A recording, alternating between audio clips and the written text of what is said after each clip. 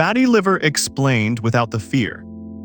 It usually arrives by accident, an ultrasound for something else, a routine health check, and there it is on the report, fatty liver grade 1. And suddenly a phrase you'd never worried about starts to sound like a warning. So here's the truth that takes the fear out of it. Fatty liver is now the most common liver condition in the world. In India, large studies put it at roughly 1 in 3 adults and among people with diabetes, closer to 2 in 3. It is extremely common, almost always silent, and in its early stages often reversible. So let's understand what it actually is. Start with the name because it changed recently and the change tells you everything. For decades, this was called non-alcoholic fatty liver disease, defined by what it wasn't. In 2023, the World's Liver Societies renamed it Metabolic Associated Steatotic Liver Disease. The short version is MASLD.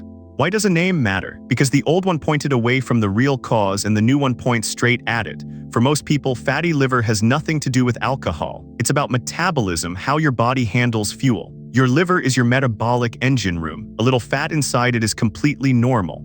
Fatty liver just means too much has built up inside the liver's own cells. So how does the fat arrive? Picture your liver as a busy kitchen that processes everything you eat. When more fuel comes in than your body can burn, especially a steady flood of refined carbs and sugar, the liver does exactly what it's built to do. It packs the excess away as fat. Now add insulin resistance when your cells stop responding well to insulin and that storage tap gets stuck open. Fat keeps gathering inside the liver cells. At first, that's all it is, quiet storage. The question that decides your future is what happens next, and here is what catches people off guard. You cannot feel any of this. Early fatty liver has no symptoms, no pain, no warning, nothing you'd notice. It's usually found by chance on a scan or a blood test. But here's the part even the blood test can miss. Your liver enzymes, the numbers labeled ALT and AST on your report, can be completely normal even while damage is building underneath. In studies, around 1 in 5 people with advanced scarring still had normal liver tests. So my reports were fine is reassuring, but it isn't proof. A normal liver test does not always mean a normal liver. Fatty liver isn't one thing, it's a staircase. The first step is simple fat storage and little more. For most people, it stays right there.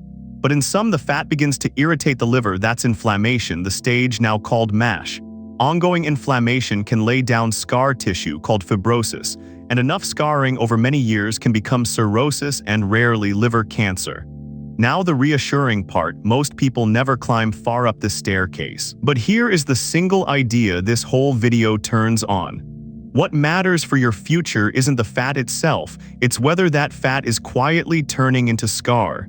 The fat is reversible. The scar is the thing to catch early. And this gets personal if you're South Asian for a reason that surprises people. You do not have to be overweight to have it. We tend to carry fat deep around our organs, visceral fat, even at a perfectly normal weight. Doctors call it the thin fat pattern, and it means the usual cutoffs don't protect us. A lower body mass index already counts as risk for us. There are also genes more common in South Asians that push liver fat higher. Put it together. And lean fatty liver, a slim person with a fatty liver, is common here.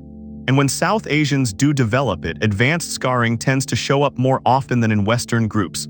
So, but I'm not overweight is not the all clear it sounds like. Now the idea that changes how seriously to take this. Fatty liver is rarely a liver problem alone. It travels with the whole metabolic family: insulin resistance, prediabetes, type 2 diabetes, high triglycerides, low HDL.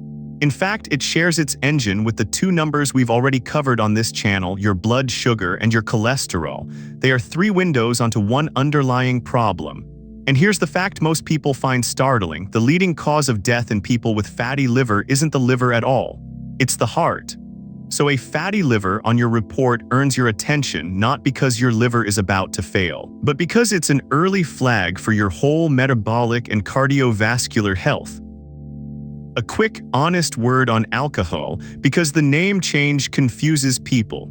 Dropping non-alcoholic never meant alcohol is off the hook. It meant that most fatty liver is metabolic.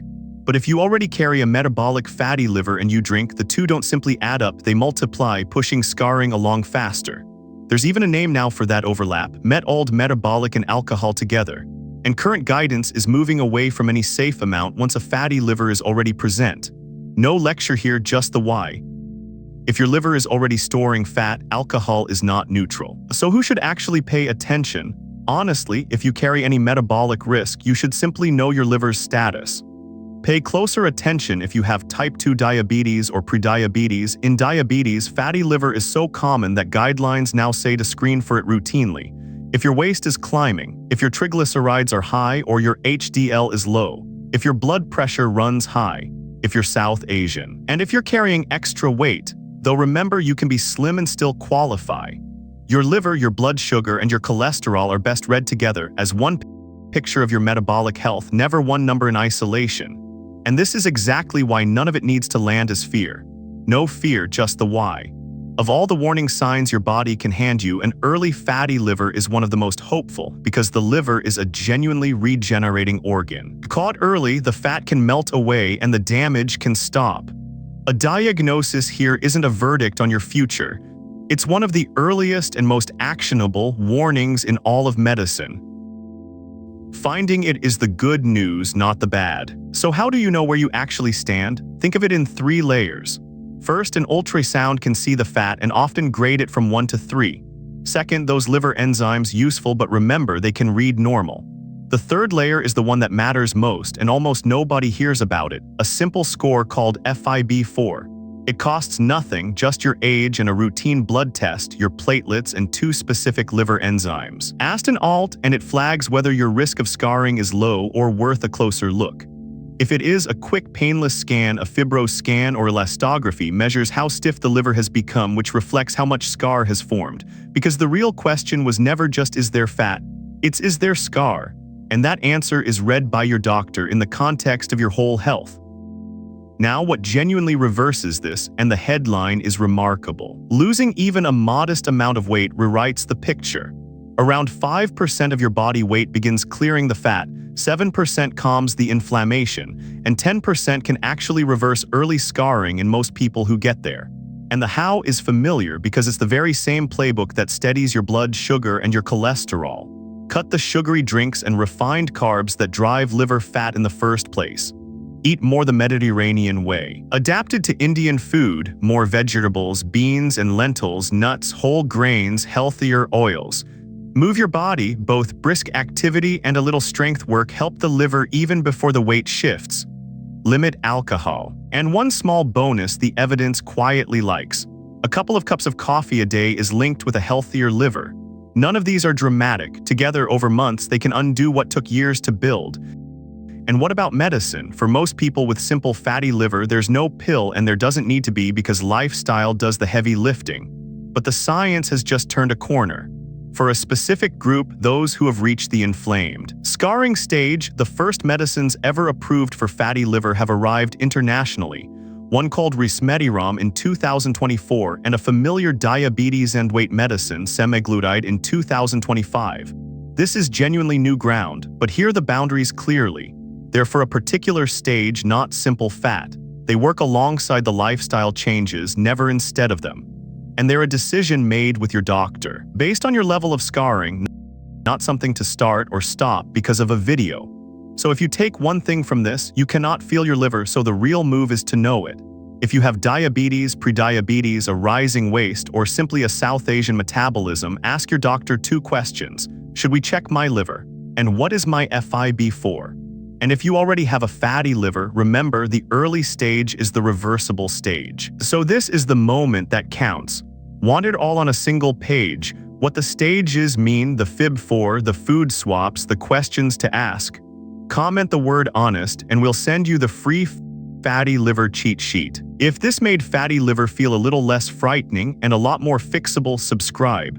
That's exactly what we're here for. We make health make sense. The FIB4, the food swaps, the questions to ask. Comment the word honest and we'll send you the free fatty liver cheat sheet. If this made fatty liver feel a little less frightening and a lot more fixable, subscribe. That's exactly what we're